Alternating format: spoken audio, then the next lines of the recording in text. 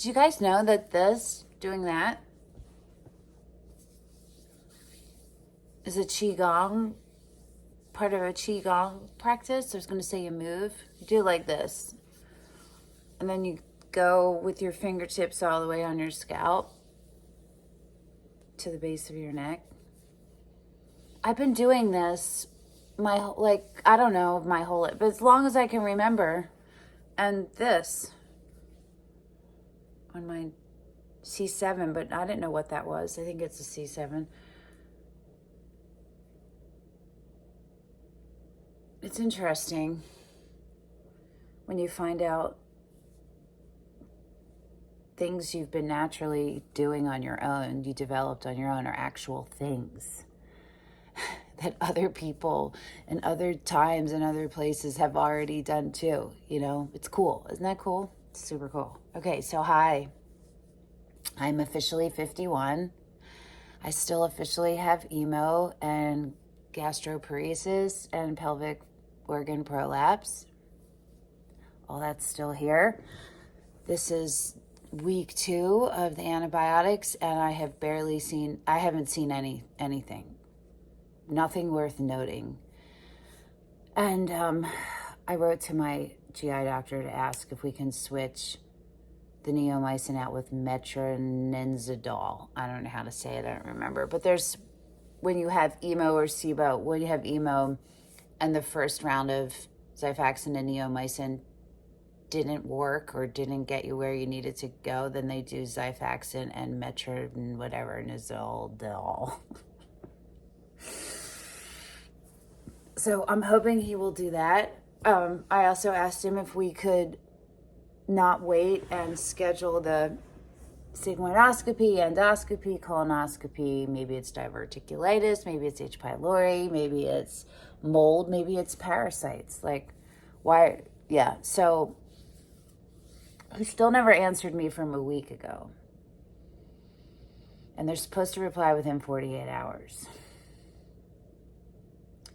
I will probably contact him tomorrow. I'll give him 24, but I'm not giving him longer than that before I contact him again. You know what I mean? So cross your fingers. Okay. I am feeling physically pretty fine. I mean, my body is extremely fatigued. And sore. Like my inner thighs are like where my groin, right? Where my inner thigh meets my pelvis. There's a lot of pain there. I don't know what it is. I'm also feeling like mentally low right now, which is part of this, yes. It's part of this whole everything. And it makes sense, because this is the thing I really need to let go of attachment, because I don't know how else to explain it, right? But the mental, emotional piece, that stress piece is, they're directly connected to my illness, to the reason for my illness, and to the severity of my illnesses. You know what I mean? Of course they are, right? Because thoughts are actually waves, electromagnetic waves. So if you're thinking and whatever you're focusing on, you're sending your waves there. And for me, it all accumulates in my gut. Of course it would, because I'm the Empress 5 times. Like, of course it's going to go to my solar plexus.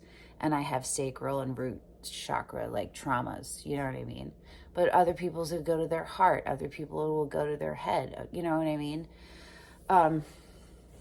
Like their heart, they'll have heart pain and all that kind of stuff. It can be cancer in other people, you know what I'm saying? It depends.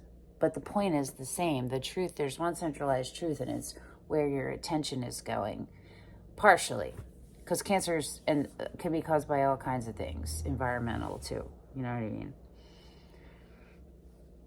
So, I don't know. I had an epiphany a few days ago, and I still feel that way. Last night was the first night that I was sad again. And it was little moments, but it was just of the like, there's like a panic moment and a sadness.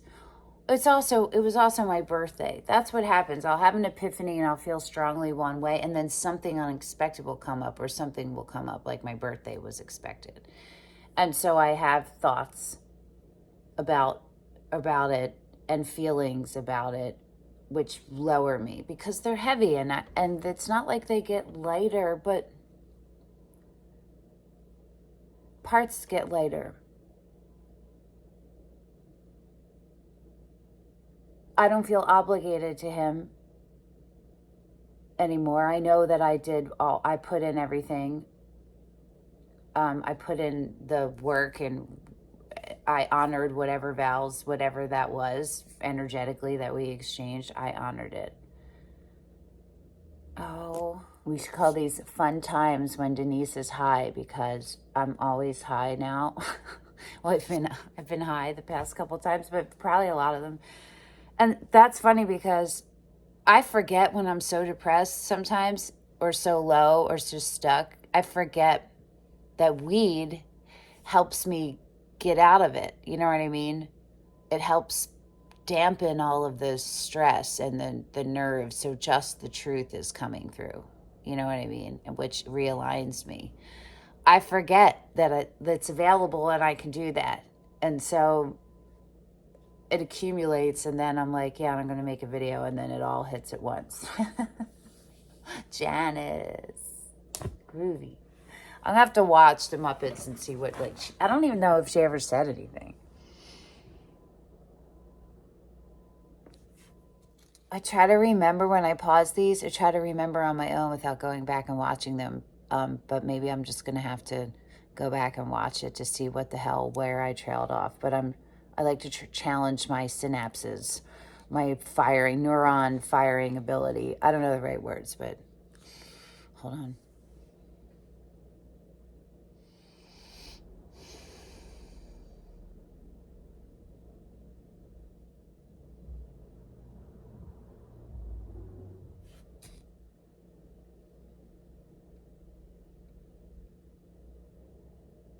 I can't remember what I was talking about. Okay, I had to go back and rewatch it. So I feel lighter from releasing myself from any obligations, but what still is heavy is the pain. There's still pain and sadness, like when my birthday comes again, you know, and just remembering traumatic things that he said or did in reference to or on or near my birthday in the past, you know, and yeah. And then trying to reconcile those things that he did, the choices he made, with who I thought he was and who his energy is and who he showed up as. Do you know what I mean? And not ever fully knowing the truth because he refuses, you know, because I don't. So you just have to move forward through them, even, you know what I mean? But it doesn't make it easy. It's still there. It's just the more times I'll move forward and not... The more times I move forward through the pain, or we move forward through the pain, the easier it will get. Right? It's that visualization of it started out like this, the grief or the pain, and then you grew, right? I don't think I did that right, but it's like that. You get bigger, but the grief still stays there. It doesn't go away, but you take up more space than this. At one point, this grief was taking up everything, but like you blew him out, right? I don't know. I forgot. God, do people really watch these all the way through? I don't even look at my analytics and stuff because I'm not doing it for that. You know what I mean? So I don't know, but everybody who watches me all the way through, thank you. Okay, so something I wanted to say about the pain and moving through it is there are levels to that, right? And there are periods, if it's the beginning, where you might not be clear about What is enmeshment with the pain? What is processing through the pain? What is sitting with the pain? What is avoiding the pain? Like, which category or what ones am I missing? Does it fit in? And then there's a learning curve through those. So just keep that in mind too. You know what I mean? It's like complex and so many little details and stuff. It's not linear. It's not one point. There's points, but the path there is not straight. No. So I feel like the more I understand about pain and the body and the mind and the processing and how it shows up in me, and the more I put my focus on me in that way, instead of like, I'm going to stop trying to figure out why things happen. I'm going to stop putting my focus on external things and just put it on me. I want to add instead of just stopping. Do you know, I don't want to put the focus on, like, if I say I'm like trying to stop eating so much sugar, right? Instead of focusing on stopping eating sugar, I would focus on putting more whole foods in and drinking more. Do you know what I mean? Adding, and then just in that simple action you take of adding things in, automatically you stop doing things, but your focus is on the adding, not on the stopping, and it makes a difference. Then you just got to get used to doing that. Over and over and over and over. You guys remember Seymour? I'm a little bit cold, and he's a little warm. He's a different vibe to sit up with this, but my best friend Sarah Bloom got me this guy, Baby Bones. I'm not sure what his name is totally going to be yet, but he is a Triceratops. He's super wonderful green color, and he is weighted. He's weighted. He's 3 pounds. It's so great, right? It's a different kind of cuddle vibe. This is more of a like chilling, laying down. And Seymour is better for sitting up. And we have homegirl, I forget her name. Okay. So that's where my focus is going to be today, just on me. Just on all my hierarchical needs: sleeping, eating, movement, shelter. And I'm adding one: creative, something creative, create something for some period of time. Okay, that's my update. I get moments of insecurity, like where was this? But I'm stream of consciousness, and this is the way that it is. It never feels right when it's like packaged. It doesn't feel right. Okay, that's it for now. See you soon. Ciao, ciao.